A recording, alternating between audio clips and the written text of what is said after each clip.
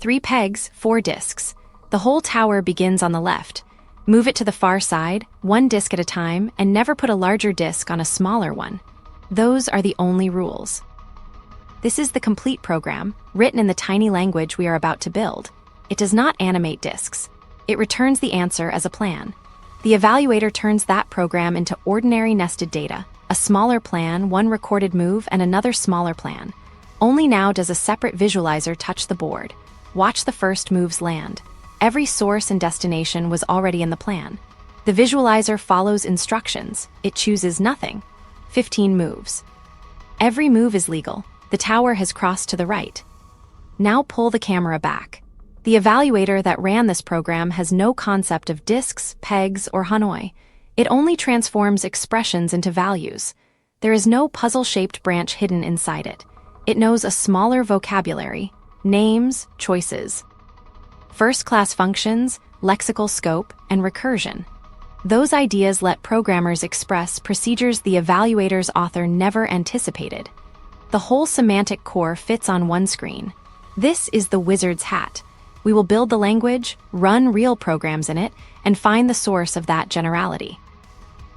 This is Structure and Interpretation of Computer Programs, the Wizard Book. Its cover made the nickname inevitable. MIT OpenCourseWare preserves the 1986 lectures.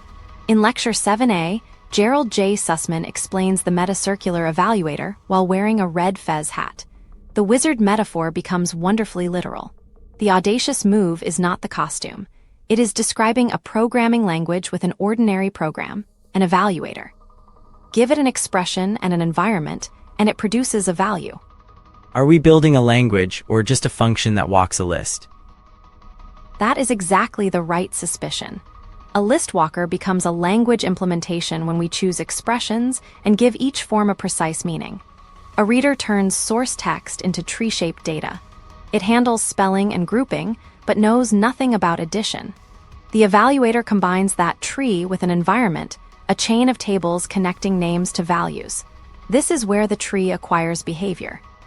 Here, the name for addition becomes a primitive, the operands become numbers, and the result is 5. Change the reader and the notation changes.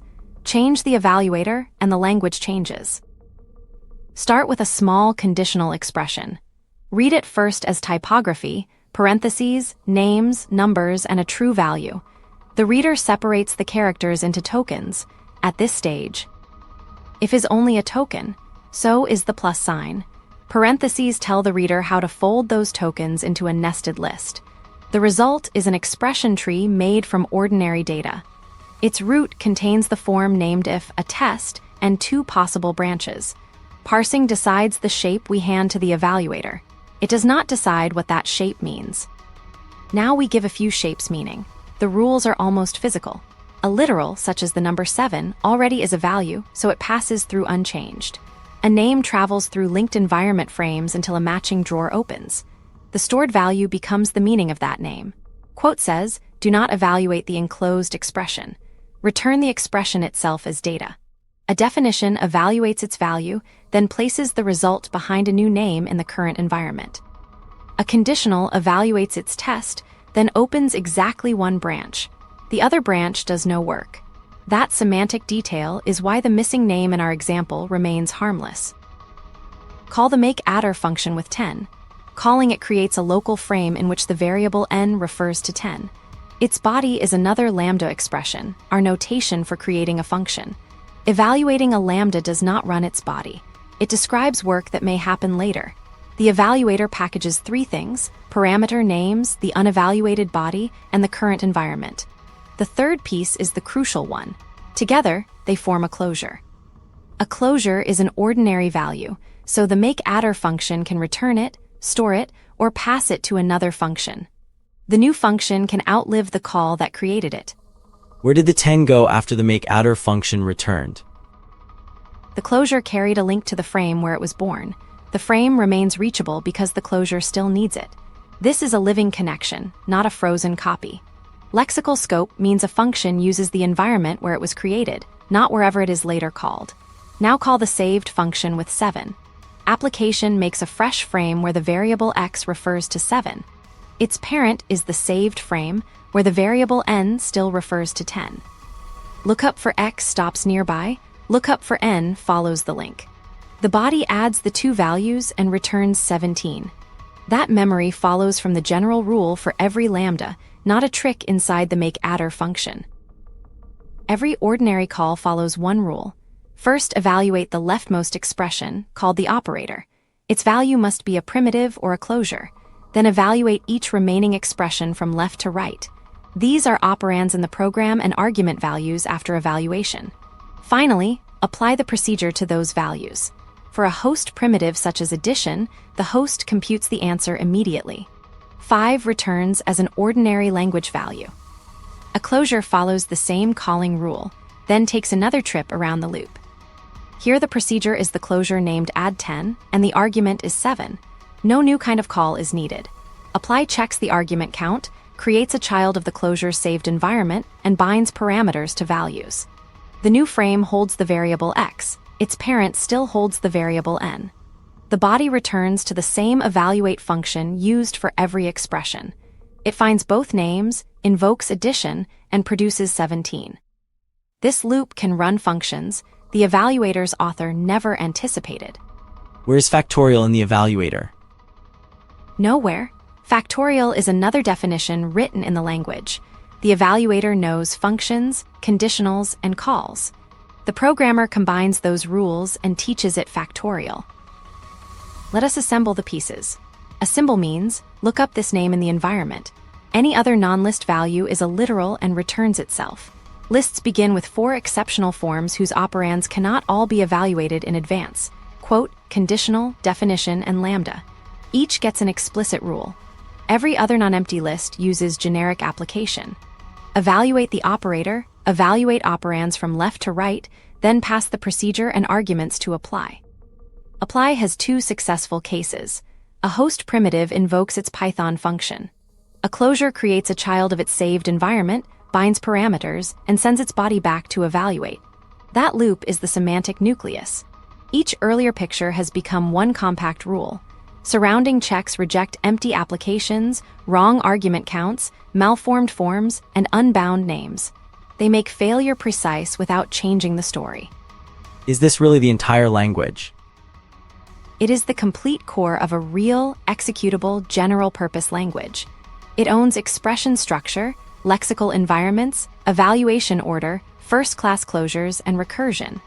Under the idealization of unlimited time and memory, this core is computationally universal. But it is not a machine built from bare metal. Python supplies numbers. A finite call stack, memory, primitive operations, and input and output. Generality belongs to the language's semantics. Self-sufficiency needs a larger runtime. The wizard book writes its evaluator in Scheme, the same language being evaluated. That is why it is metacircular. Our evaluator stays in Python, keeping the support layer visible. Editors, modules, debugging, safety, optimization, and libraries belong to the ecosystem around this semantic seed. The opening showed the solve tower. Now ask what the language returned before any disk moved. Here is the entire Hanoi program. Its recursive function receives a disk count and 3 peg names. No board operations appear. When the count is positive, the answer has 3 parts. First, plan how to move the smaller tower to the spare peg. Second, record one move of the largest disk to its destination. Third, plan how to move the smaller tower onto it. The same recursion repeats with rotated peg names. When the count reaches 0, nothing remains, so return an empty plan. Unwind the calls and each result becomes a nested before, move, after tree.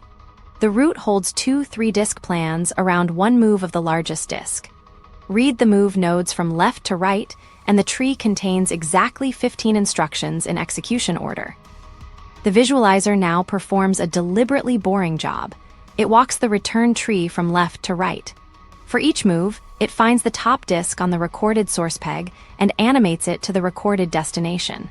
Nothing here searches, recurses, or chooses. The first and final moves play slowly. The middle settles into a rhythm. The final tower is correct. Every intermediate state was legal. 15 is also the minimum for 4 disks, and the evaluator still has no Hanoi case. The program solved the problem. The visualizer interpreted its instructions. It invented none. One last program. It is only 2 lines long, but it tests functions, quotation, environments, application, and list construction. What does that return? The outer shape applies one anonymous function to one argument. The left half becomes the procedure. The right becomes its argument. Quotation keeps the inner lambda as ordinary tree data instead of turning it into a closure. Application gives that tree the local name x. Program shape data is now available inside a running function.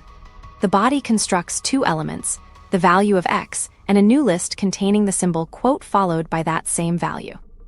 Together, they rebuild an application of the lambda to its quoted description. Compare structure, not typography.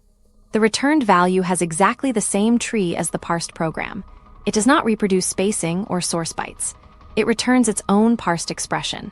There is no Quine case or self-reproduction primitive in the evaluator. With unlimited time and memory, the same small semantic core that ran Hanoi is computationally universal. The same move works across many problems. Choose expressions, then give them meaning. Data formats, type systems, query planners, and search procedures can all begin there. The full series develops that idea one layer at a time. But this episode stands on its own. A reader, an evaluator, closures, recursion, and a structural quine in one continuous story. The magic is realizing that you are allowed to make the language.